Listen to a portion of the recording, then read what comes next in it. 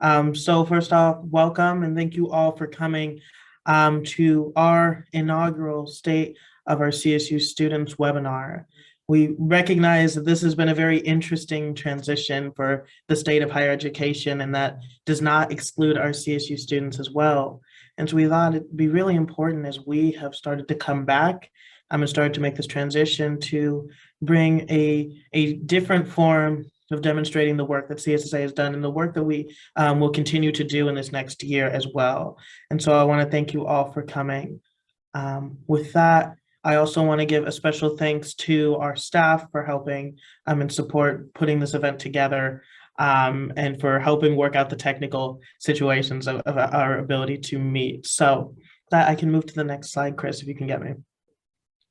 Awesome, thank you. So we wanted to utilize this opportunity really to highlight some of the incredible victories that CSSA has been able to have in this last year, but also how that has grounded us in the work that we continue to do and the work that we are trying to do in this next year. It's no secret that our backgrounds of higher education have now drastically changed because of the pandemic.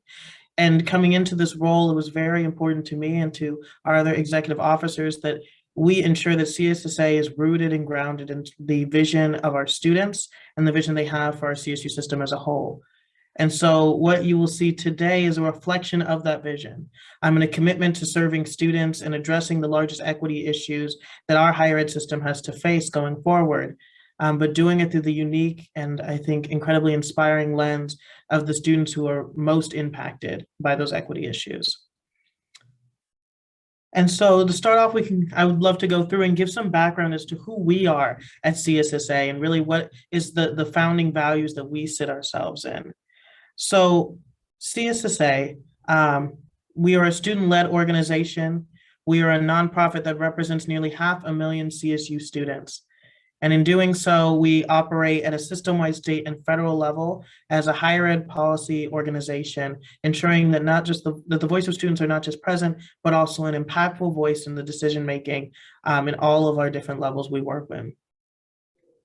Within that, we have three founding values we operate under: social justice and educational equity, which helps guide us in terms of how we go about taking on issues; servant leadership, which also helps guide us as executive officers and how we present our organization; and stewardship, ensuring that we are fiscally responsible as well with the trust that our student gives us, as well with our serve fees. But CSSA is also recognized as the official voice of CSU students by our Board of Trustees and the California State Legislature. And this is how we are able to effectively represent our students. That being said, our board of directors is made up of our 23 different campuses and representatives elected by those students of those 23 different campuses that help inform our decision-making processes. So students from as far north as Humboldt to as far south as San Diego are represented in the work that we do.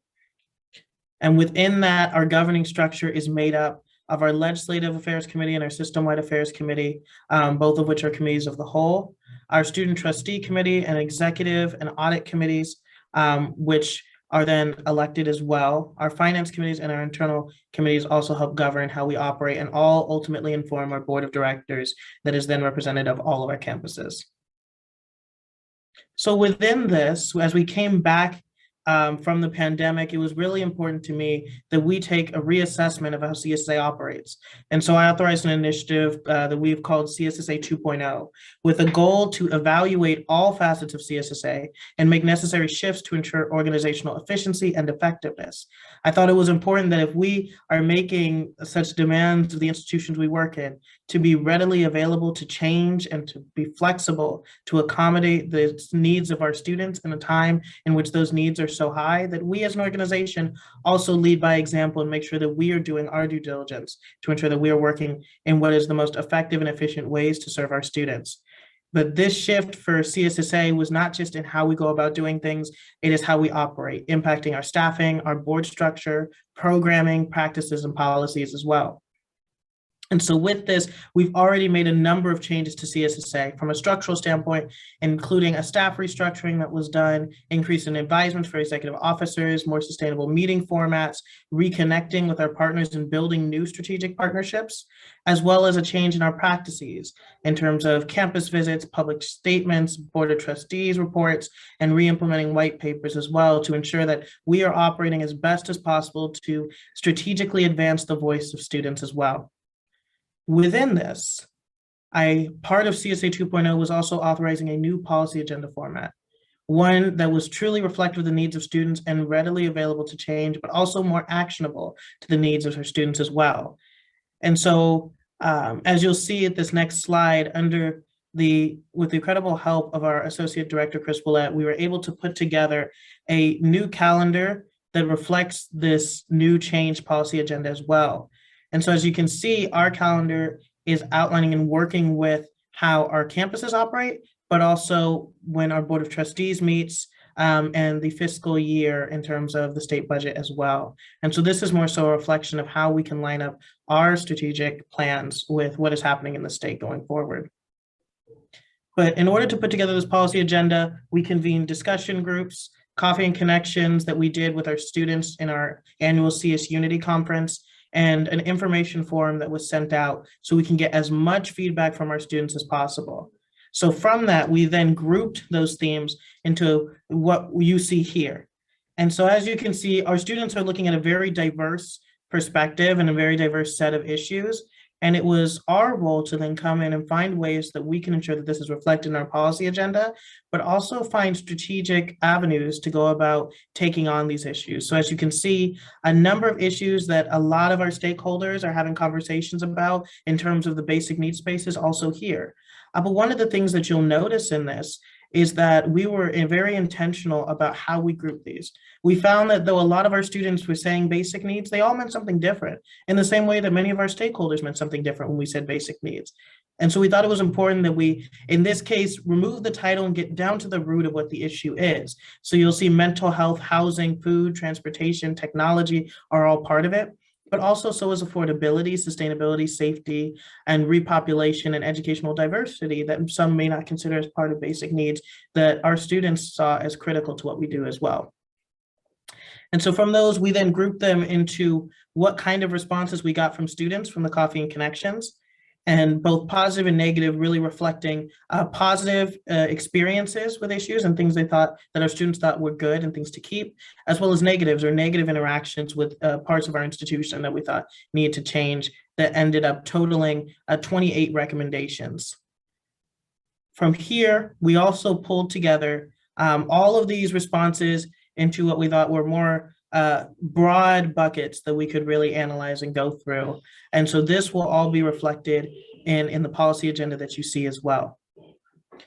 And so with that, we ultimately came down to a policy agenda that had 4 priorities and 17 goals. A rather ambitious effort to condense all of that down, I'll say, but was one that we truly believe is reflective of the needs of our students. So in doing so, we were very critical to reflect also where students felt the highest needs were.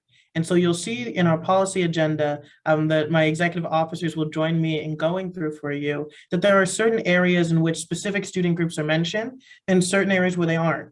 So as an organization rooted in social justice and educational equity, we recognize that certain communities are disproportionately impacted by a number of the issues that we face in higher education. That being said, we also recognize that certain communities will rise to the top of our consciousness as we are going through specific issues.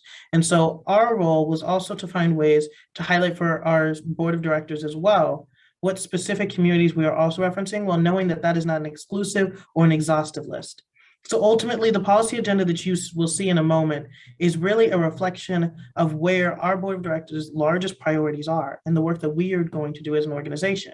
It is not an exclusive list and it's not an exhaustive list, but it is a concise roadmap, I'll put it, for where we are trying to take our organization in the next year. And a rather ambitious one, I'll add at that. With that, though, I'll turn it over and allow my other executive officers to also speak and introduce themselves. but I realized that I never gave you all a more formal introduction. My name is Isaac Alferos, and I get the honor and privilege of serving as the president of the Cal State Student Association.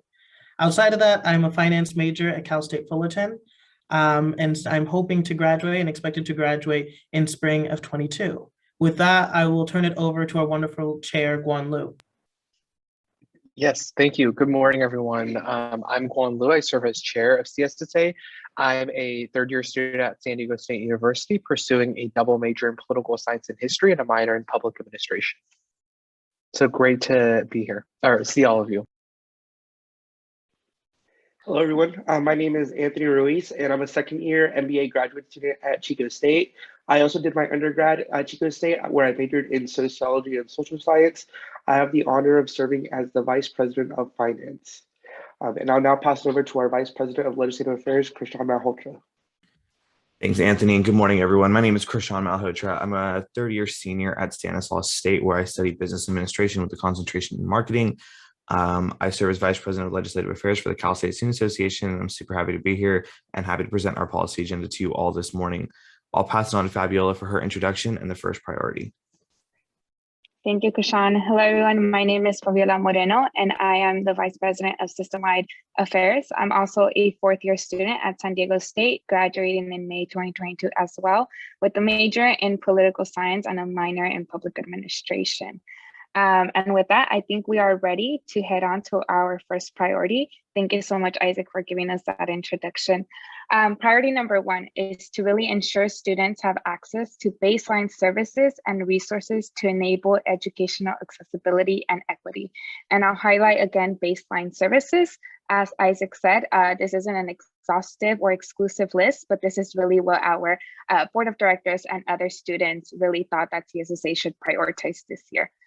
So goal number one is access to reliable technology and broadband. The digital divide, we all know, has impacted more students than ever during the worldwide pandemic. However, it is more prevalent in communities of color and lower income households. And because of this, we know that this is an issue where we can advocate both in the legislature and system-wide. Goal number two is addressing student housing insecurity and homelessness. We know that housing insecurity and homelessness is more prevalent in four-year institutions. And this is why it is critical for CSU campuses to provide access to safe emergency housing services and for those services to be communicated to students widely. Goal number three talks about addressing student food insecurity. This is a very complex issue and it takes a lot of intersegmental work, but we understand how programs at the state and federal levels, such as CalFresh or federally known as SNAP, are important safety nets to aid students in times of need. And this is why it is so important that campuses can support students in navigating these types of programs. Goal number four talks about supporting students with dependents. Students with dependents need access to reliable and affordable childcare and services that can support food, housing, and other financial support for their academics. There's also a need to collect data regarding the student population. And I'll point out that Fresno State really did pioneer collecting data for the student population in 2019.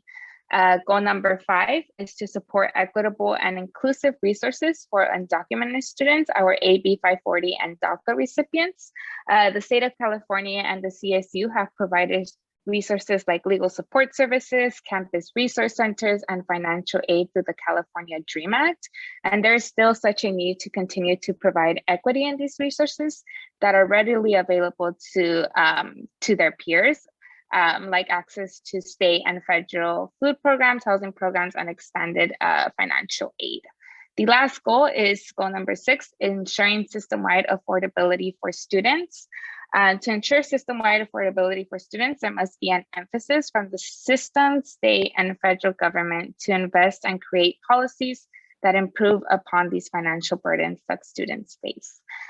So 6 goals, and that is our first priority. We know that we can advocate for these goals, like I said previously, both in the legislature, system-wide, with our board of trustees, and of course, with the help of our external partners.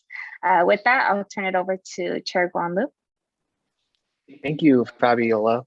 So Priority number 2 is ensuring student health and safety are prioritized to enable belonging on campus. So with this priority, it really encompasses, what are those aspects that we need to ensure to make sure that our students are feel that they're included on the campus, right? That they feel that they have a space on campus.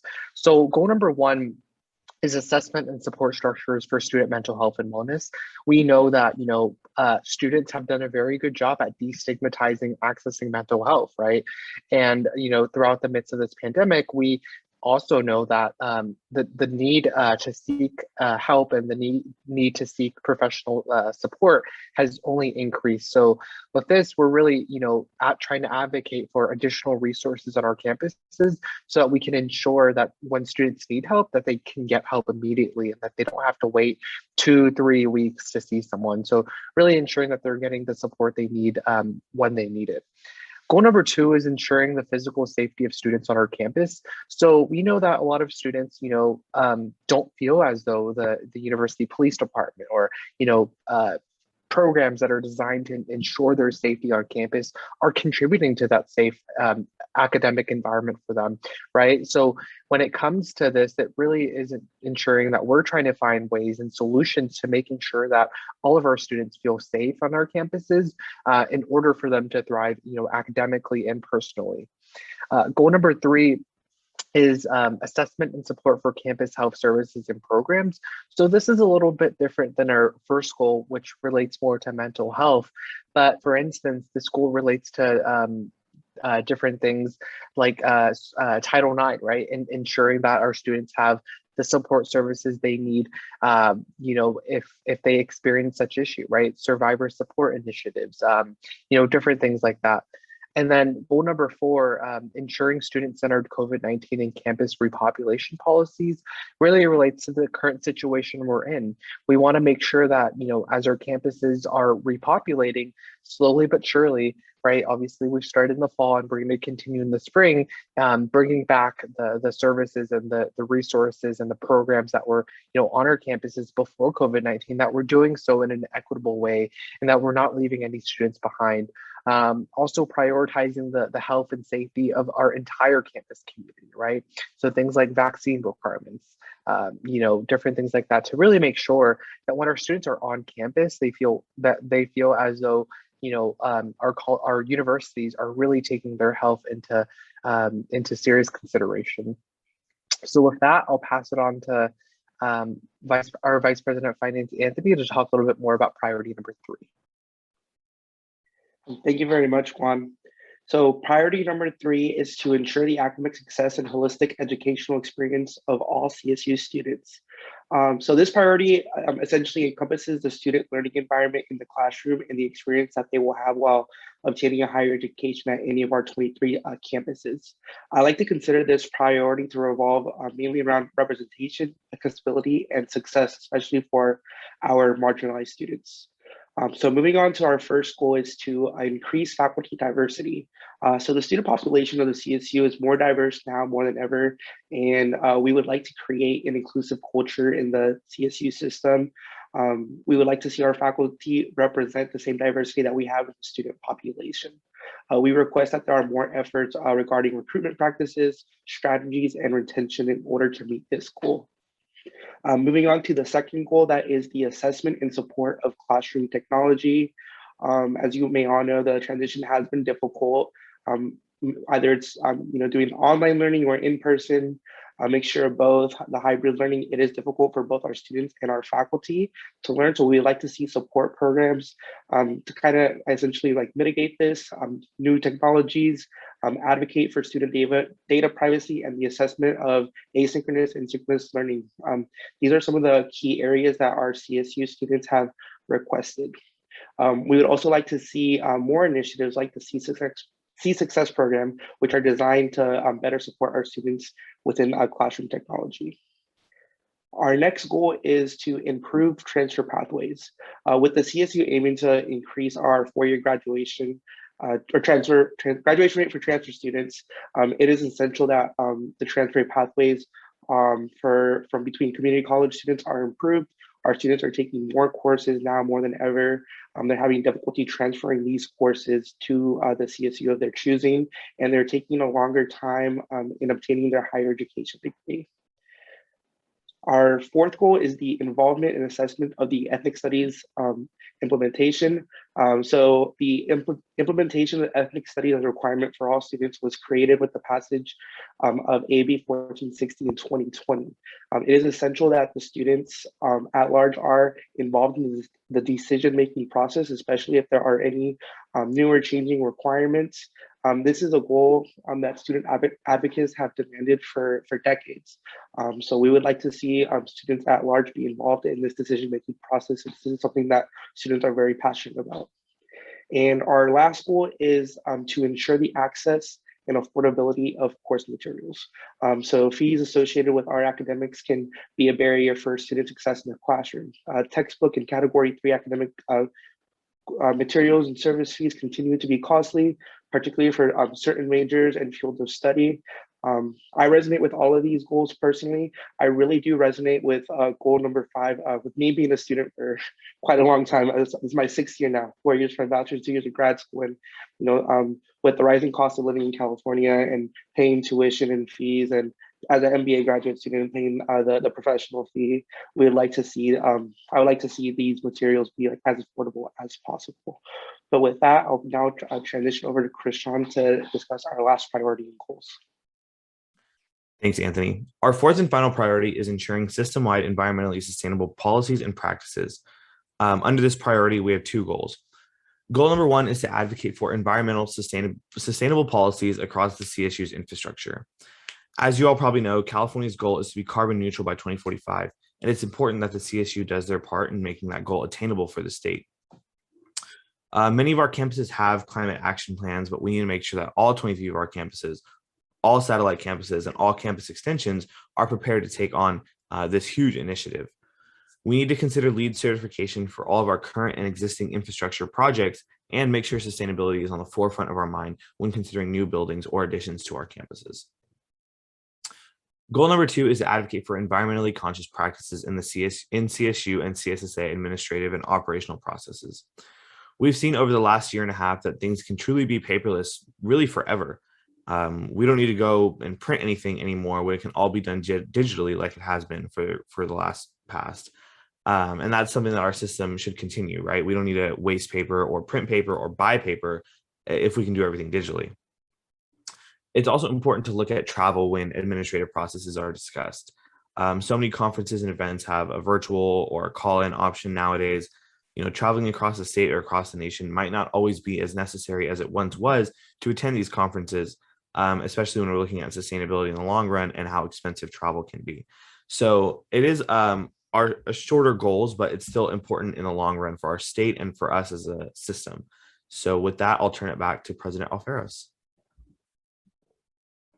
Thank you, Krishan. I appreciate it. And so with this policy agenda, I think it's important to highlight really how we intend to take action on it and within what time frame. So seeing as how our policy agenda has been authorized and approved by our board following our October plenary. So we will be spending, starting from now, going forward into our January Board of Directors plenary, planning out really the next steps and ways we can take action. And so that is where we would love to partner with state stakeholders to figure out best ways to take action on this, be it legislative or system-wide action. But this policy agenda will be actionable for the rest of our tenure here until May. And then we will transition into what we call our legacy calendar. And the legacy calendar is simply the policy agenda operating until the next Board of Directors approves a new policy agenda, which is set for October. And so we are trying as hard as possible to get a rather ambitious goal of trying to actualize many of these goals and priorities within this year that we have. So That being said, I think one of the incredible things about this policy agenda is, though it was just recently passed, we have been able to take a number of really important and impressive actions in line with it. We had a very great legislative session this year in which all but one of our bills was signed by the governor, which is something that we are very excited about. But a number of them were in line with this policy agenda already, notably AB 396 in addressing students' access to CalFresh, AB 928 in addressing an easier transfer pathway for students to transfer, especially into the CSU, and AB 1377 as well to address the student housing crisis that we have here in the CSU and here in higher ed generally. But even outside of that, from a system-wide lens, we're very proud of the partnership that we've been able to build with our CSU leadership, especially in the partnership we have for C-Success that has been able to address the digital divide head on, with the intention of creating a system in which all students have the devices they need and the technology necessary, including hotspots, to access the education that they are working towards. And so I'm very proud to say that though we have just recently passed this policy agenda, we have been able to make a number of really important strides within that. And so that being said, I'll grab the next slide. We wanted to provide the opportunity for you all to ask any questions you may have, or to reach out, because we know that that was a lot of information. So right now, if you have any questions, you can feel free to put them in the chat, or you can raise their hand. Well, you can raise their hands, and our staff are working with us to allow people to talk and ask those questions directly if they wish.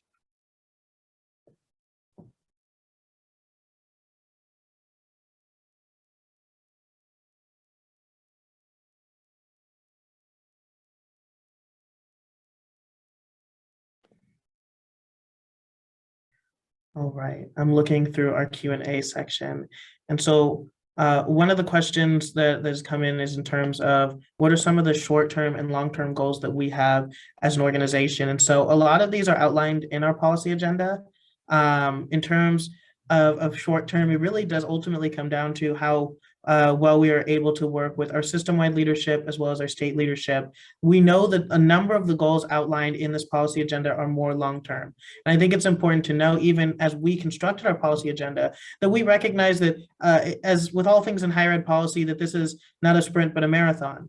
And so, as you could see, was even some of the goals outlined in specifically addressing the ethnic studies requirement.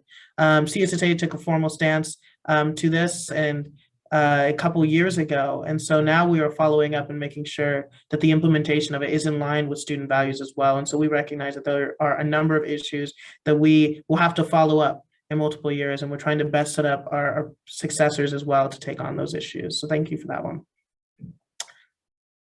In terms of, I see a question for who is in charge of our environmental sustainability agenda. And I think that that's a really great question. And so for us, it really does come down to really what types of actions we are going to take.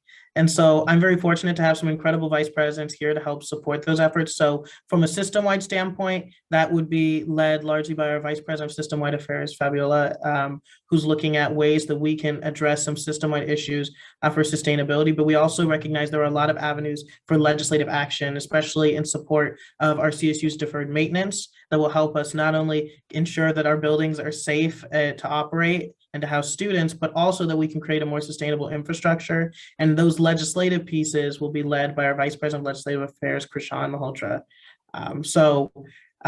With that being said, I think we can grab one more slide after this. Is there one slide after this? Excuse me, that's on me. But that being said, going as always, if there is any way that we can work together, our goal is to work together as a really great higher ed policy partner, and to ensure that we are working across our different institutions, but also the different stakeholders that we work with to take on a collaborative effort on some of the biggest issues facing higher ed. And so, as always, we invite any and all stakeholders who would want to collaborate with us to reach out to us through our website, where we have our email to reach out. You can also email our incredible executive director, Jeannie, because our goal is to spend these next few months planning out what the next steps of this policy agenda are, and then going forward to take action. But with that said, I do want to highlight the work that our students have done in order to create this policy agenda. This agenda is unlike one CSSA has ever done before. as not only a new process, but one that is directly more actionable. And I will admit that it is a little ambitious in our abilities to essentially hand over our report card and ask our stakeholders and our board to grade us on it. But it is our full intention to actualize all of the goals that we have outlined before you in this policy agenda. But in doing so, we know that our success is not just based off our abilities to advocate, but also our abilities to build long-term strategic partnerships across our segments and with other institutions and other nonprofits as well.